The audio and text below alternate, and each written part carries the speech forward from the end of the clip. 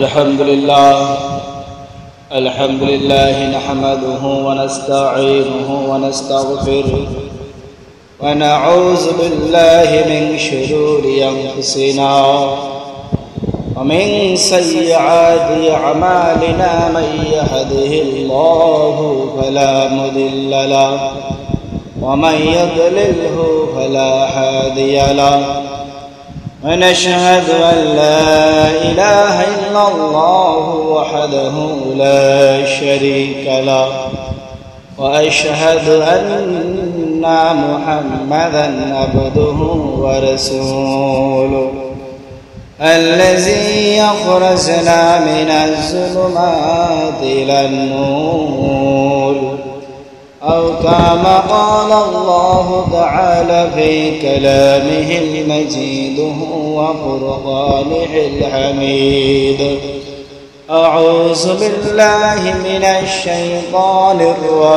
الرجيم بسم الله الرحمن الرحيم وما خلقت الجن والإنس إلا ليعبدون الحمد لله আমরা সর্বপ্রথম সেই মহান রব্বুল আলামিনের কাছে শুকর আদায় করি যে আল্লাহ পাক রব্বুল আলামিন আমাদের সবাইকে এই দুনিয়ার সকল প্রকার বিপদ আপদ বালা মুসিবত রোগ বালাই থেকে আমাদেরকে হেফাজত করে এই দুনিয়ার সকল প্রকার কাজকর্ম থেকে আমাদেরকে ফারেক করে তার পবিত্র ঘরে আসার তৌফিক দিয়েছেন। এর জন্য আমরা সবাই বলি আলহামদুলিল্লাহ। আল্লাহ পাকের কাছে লাখ কোটি শুকরিয়া আদায় করি যে আল্লাহ পাক রব্বুল আলামিন আমাদের উপর দয়া করে মায়া করে এই দুনিয়ার সকল প্রকার ফিতনা ফাসাদ থেকে হেফাজত করে এবং ওই এলাকার অনেক লোকদের মাঝ থেকে আমাদেরকে আল্লাহ পাক নেক নজরে তাকাইয়া পবিত্র জুমার দিন শাওয়াল মাসের আজকে হলো 16 তারিখ জুমার দিন আল্লাহ পাক তার পবিত্র ঘরে আসার বসার এবং কিছু দিনী কথা শোনার জন্য কবুল করে নিয়েছেন।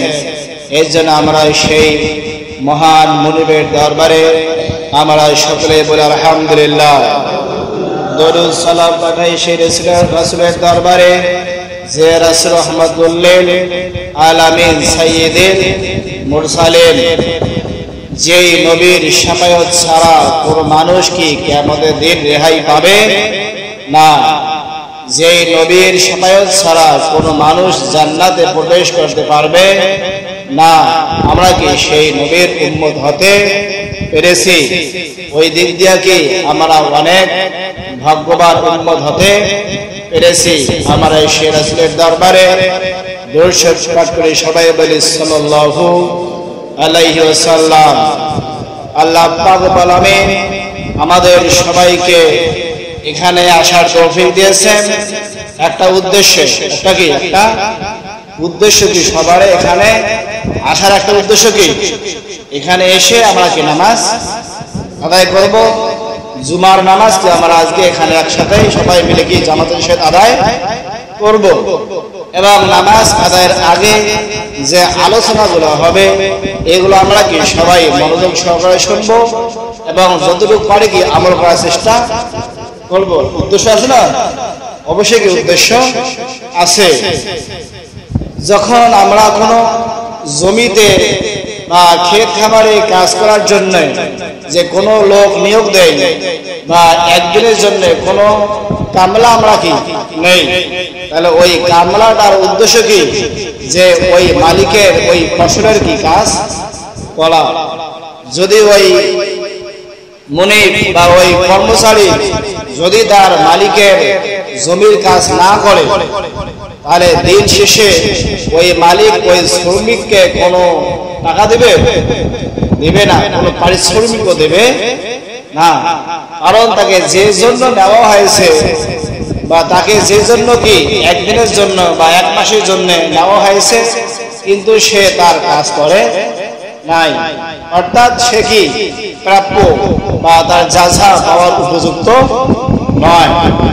আল্লাহ পাক কি বলতেছেন, ওয়ামা খালাকতুল জিন্না ওয়াল ইনসা ইল্লা লিয়াবুদুন, আমি সৃষ্টি করেছি যে জিন এবং মানব জাতিকে একমাত্র তার গোলামি, একমাত্র আল্লাহ পাকের কি গোলামি, আল্লাহ পাকের উপাসনা, আল্লাহ পাকের ইবাদত, আল্লাহ পাক যে জন্য আমাদেরকে দুনিয়াতে পাঠাইছেন ওইগুলো কি দুনিয়াতে করার জন্য।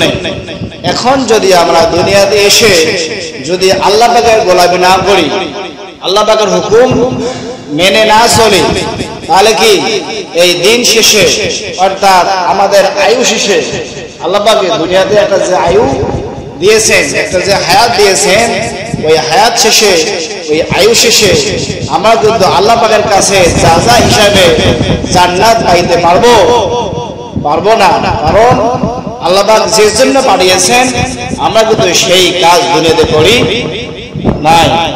তাহলে আল্লাহ পাকের কাছে আমরা কি কিয়ামতের দিন দাবি করিও কিন্তু এর জাযা আমরা নিতে পারবো না। কারণ আমরা সেই আল্লাহ পাকের কাছে পুরস্কার পাওয়ার, জাযা পাওয়ার কি দুনিয়াতে আমরা কাজ করি নাই।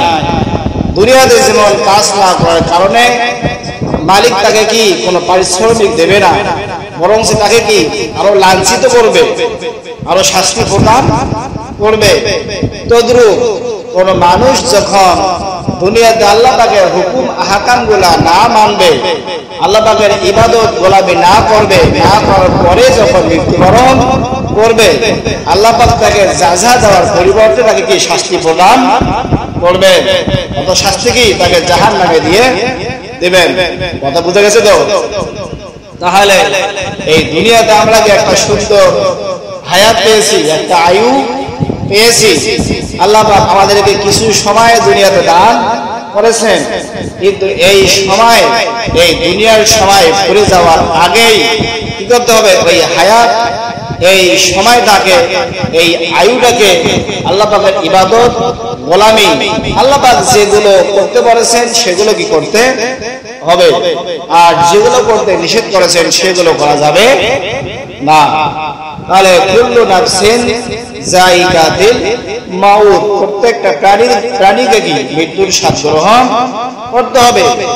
যার জীবন আছে, যার কি জীবন আছে, চলতে পারে, খাইতে পারে, কাজকর্ম করতে পারে, অর্থাৎ প্রাণ, যতগুলো প্রাণ আছে সবাইকে কি মৃত্যুর স্বাদ গ্রহণ করতে হবে। মৃত্যুর শরবত, মৃত্যুর পেয়ালা তাকে কি পান করতে হবে। কেউ কি রেহাই পাবে না। সুম্মা ইলাইনা তুরজাউন, এবং আমাদেরকে তার নিকট প্রত্যাবর্তন, আমাদেরকে তার নিকট কি ফিরে যেতে হবে। যখন কোন মানুষ মারা যায় আমরা কি দোয়া পড়ি যে ইন্না লিল্লাহি ওয়া ইন্না ইলাইহি রাজিউন, এটা কি দোয়া পড়ি? আমরা পড়ি না? প্রত্যেকে দোয়া পড়ি, কিন্তু এর অর্থ, এর অনুবাদ কি অনেকে জানি, অনেকে জানি না। ইন্না লিল্লাহি, নিশ্চয় আমরা কি আল্লাহ তাআলার জন্য, ওয়া ইন্না ইলাইহি রাজিউন, এবং আমাদের সবাইকে তার নিকট ফিরে যেতে হবে, তার নিকটকে প্রত্যাবর্তন করতে হবে, তার নিকট গমন করতে হবে। কার নিকট? আল্লাহ পাকের দরবারে। এখানে আমরা কেউ এই দুনিয়ার দরবারে থাকতে পারবো না, সবাইকে আবার আল্লাহ পাকের সামনে হাজির হইতে হবে, আল্লাহ পাকের দরবারে আমাদেরকে ফিরে যেতে হবে। এখন আল্লাহ পাক আমাদেরকে দুনিয়াতে পাঠাইছেন কিছু সময়ের জন্য, কিন্তু মানুষের কি আসল বাড়ি কোথায় জানেন? মানুষের আসল বাড়ি হলো জান্নাতের ভিতরে। জান্নাতে কি মানুষের আসল বাড়ি ছিল কোথায়? জান্নাতে। কিন্তু শয়তানে কিছু ওয়াসওয়াসার কারণে আল্লাহ পাক কি করলেন, মানব জাতিকে, হযরত আদমকে সেই জান্নাত থেকে বের করে দিলেন।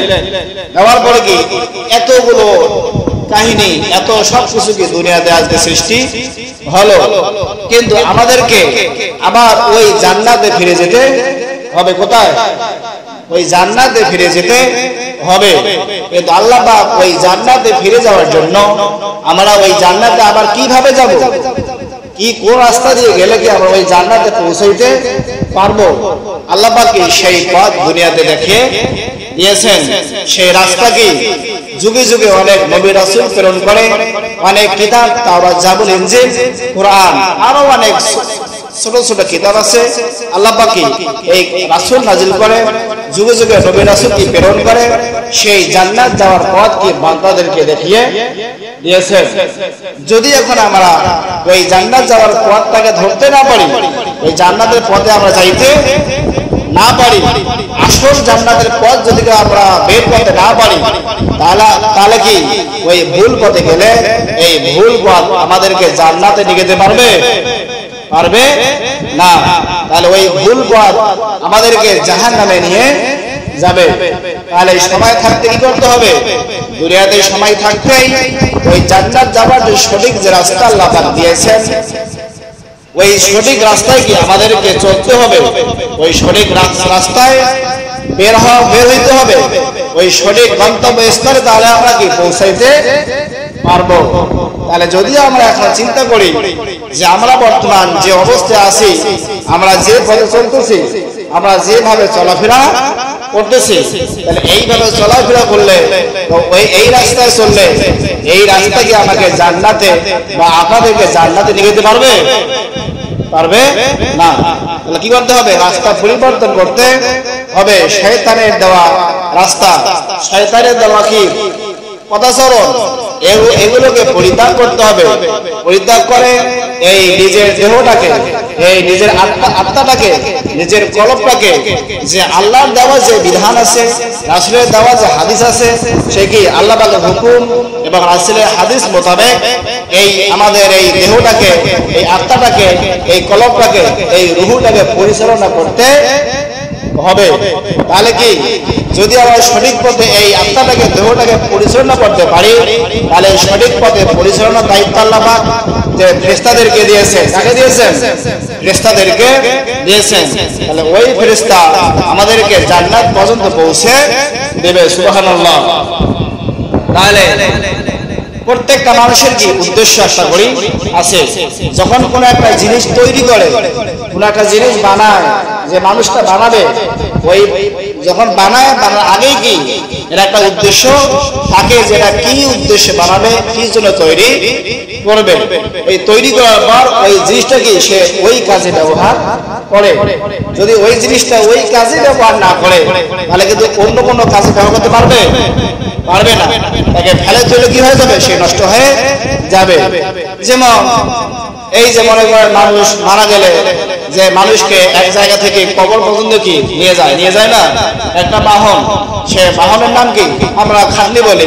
যে এই খাটলিটার উদ্দেশ্য কি, মানুষ মারা গেলে তাকে এক জায়গা থেকে কবর পর্যন্ত কি তাকে নিয়ে যাবে। এরা হলো কি একটা খাটলির কাজ।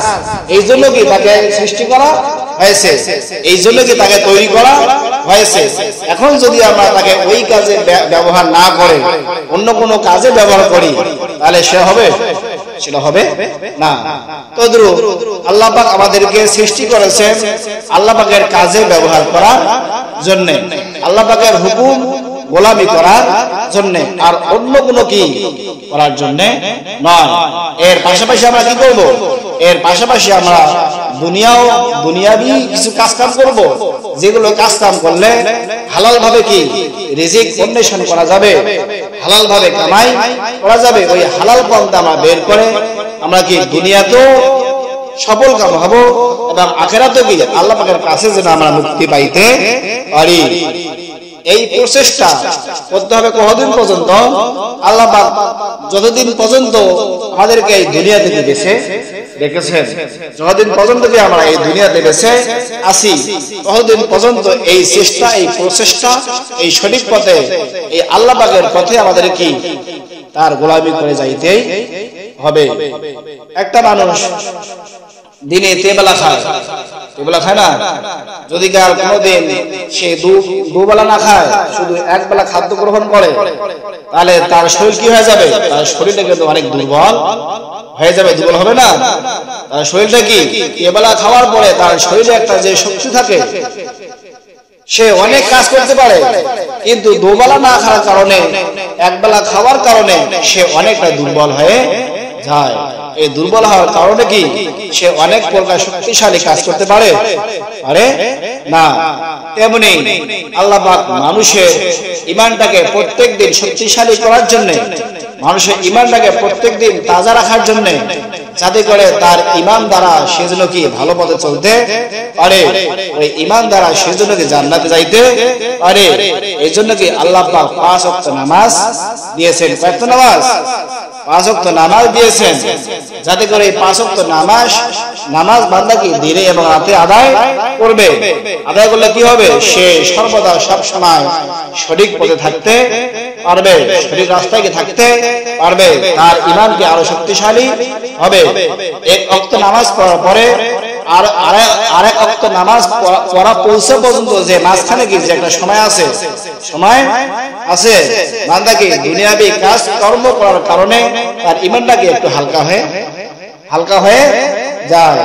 আবার যখন আল্লাহ পাকের হুকুম হয়, বান্দা কি জমিনের কাজকর্ম ছেড়ে আবার যখন নামাজ আদায় করতে যায়, তখন ঈমানটা কি আল্লাহ পাক আবার শক্তিশালী মজবুত করে দেন। এভাবে কি দিনে এবং রাতে 5 ওয়াক্ত নামাজ আল্লাহ পাক বান্দার উপর কি ফরজ করে দিয়েছেন। একজন মানুষের কাজ কি? একজন মানুষের কাজ হলো তার উপর কি নামাজ ফরজ হওয়া থেকে শুরু করে যতদিন পর্যন্ত সে দুনিয়াতে বেঁচে থাকবে, যতদিন পর্যন্ত তার দেহে কি প্রাণ থাকবে, আত্মা থাকবে, দেহ কলব থাকবে, রূহ থাকবে, ততদিন পর্যন্ত তাকে আল্লাহ পাকের হুকুম মেনে চলতে হবে।